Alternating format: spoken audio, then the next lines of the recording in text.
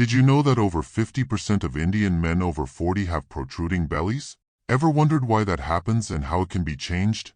If so, you're in the right place. Hey, I'm your name, and today we're going to delve into a fascinating and urgent topic. Why do most Indian men have protruding bellies, and more importantly, what can be done about it? Have you ever looked in the mirror or seen someone in your family and wondered, why does this belly keep growing, or is it just food's fault? Did you know that a recent study showed that nearly 70% of Indian men face health problems related to excess abdominal fat? It's a concerning reality that affects millions of people every day. In this video, we'll dive deep into the causes behind these protruding bellies, from the history of the Indian diet to modern factors like stress and sedentary lifestyle. And it doesn't stop there. I'll share effective and scientifically proven strategies to help you and your loved ones combat this issue. So, stick with me until the end because you're going to discover secrets that can transform your health and quality of life. Are you ready to truly understand what's behind these bellies and how to change it? Then let's get started. Section 1. Historical context of the Indian diet. Let's begin with a quick tour through the history of the Indian diet. Imagine an Indian market from 200 years ago. Colorful stalls filled with spices, fresh vegetables, rice, and grains. For centuries, food in India was a celebration of flavors and health.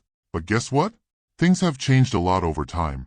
In the past, the Indian diet was balanced, with plenty of vegetables, legumes, and whole grains. But with the arrival of colonizers came changes. Refined grains and sugar became common, and gradually, the traditional nutrient-rich diet gave way to more processed and calorie-laden foods. Now, think about the amount of rice and chapati, that delicious Indian bread, that are part of a typical Indian meal.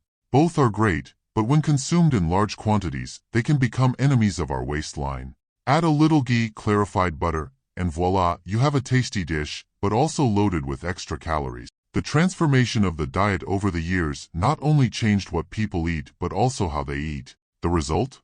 An increase in calorie intake without a corresponding improvement in nutrition. And that, my friends, is one of the reasons we see so many protruding bellies nowadays. But the good news is that we can learn from history. Understanding where we went wrong is the first step to setting things right. And today, we'll explore these changes and see how we can return to healthier habits. Ready for the next step? Let's go! Section 2. The Modern Indian Diet. Moving on to the present day, the modern Indian diet is a true feast of flavors, but with some hidden pitfalls. Let's get serious. Who can resist a good samosa or a serving of fried pakoras? They're delicious, but they're also true calorie bombs. Nowadays, many Indian men continue to eat large quantities of carbohydrates and fats. It's not uncommon to see plates full of rice, chapati, and a variety of curries, all drizzled with ghee and vegetable oils. Street food is a chapter apart, full of tasty options, but not always healthy. And there's more. Modern life has brought with it more sedentary jobs. Before, most people had jobs that required a lot of physical effort. Today, many work in offices, spending hours sitting in front of the computer. Less movement means fewer calories burned, and these extra calories end up accumulating in the form of abdominal fat.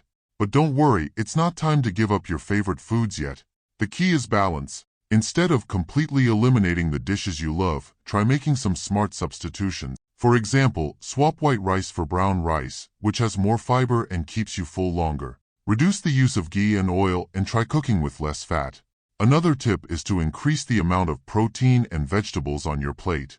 Add more lentils, beans, and a variety of vegetables for a more balanced meal. And remember, small changes in the diet can make a big difference in the long run. So why not start today? At the next meal, make a conscious and healthy choice. Swap that samosa for a chickpea salad. It may seem small, but that's how big changes begin, one step at a time. Let's go together on this journey towards a healthier life. Section 3. Omnivorous versus herbivorous diets. Now let's talk about something that generates a lot of discussion: omnivorous diets versus herbivorous diets. In India, we have a great diversity of diets. Many follow vegetarian diets for religious or cultural reasons, while others include meat in their diet. First, let's understand the basic. An omnivorous diet, which includes meat, can be great for obtaining high-quality proteins, vitamins, and minerals. However, often these diets also include processed meats and fried foods that are not healthy at all. On the other hand, the herbivorous or vegetarian diet can be super healthy when well balanced. Vegetables, fruits, grains, and legumes are rich in fiber, vitamins, and antioxidants. The problem? Many vegetarians end up overdoing the carbohydrates. Think about that typical plate of rice, chapati, and potatoes. It's all carbs. The key to any healthy diet, whether omnivorous or herbivorous, is balance. Vegetarians need to make an effort to include high-quality proteins such as lentils, chickpeas, and tofu. For those who eat meat, the tip is to avoid processed and fried options, opting for lean and grilled meats. So how do you start balancing your diet today? If you're vegetarian, add more legumes and greens to your plate. If you eat meat, try to reduce the amount of processed foods and increase your vegetable intake. Remember, the secret is in variety and balance. Start making these small changes and see how your body reacts. Let's go! Section 4. Factors contributing to abdominal fat. Now let's explore the factors that really contribute to that protruding belly. You might think it's just a matter of eating too much, but the truth is much more complex. Here we go. First, stress. Yes, stress. When we're stressed, our body releases cortisol, a hormone that, in excess, can cause our body to accumulate fat, especially in the abdominal region. It's as if our body is preparing for a constant emergency, storing extra energy. Genetics is also a big factor. If your parents or grandparents had a tendency to accumulate fat in their bellies, you may have inherited that predisposition. Studies show that certain people are more prone to gaining weight in the abdominal region due to genetic factors. Metabolism is another piece of the puzzle. As we age, our metabolism slows down, which means we burn fewer calories at rest. This makes it easier to gain weight, even if we don't change our eating habits. So what can we do about it? To combat stress, try relaxation techniques like yoga, meditation, or simply doing something you love. Regarding genetics, we can't change our genes, but we can influence their expression through a healthy lifestyle. And for metabolism? Stay active. Regular exercise, both cardiovascular and strength training, can help keep your metabolism high. Small changes, like taking the stairs instead of the elevator, can make a big difference. Start today.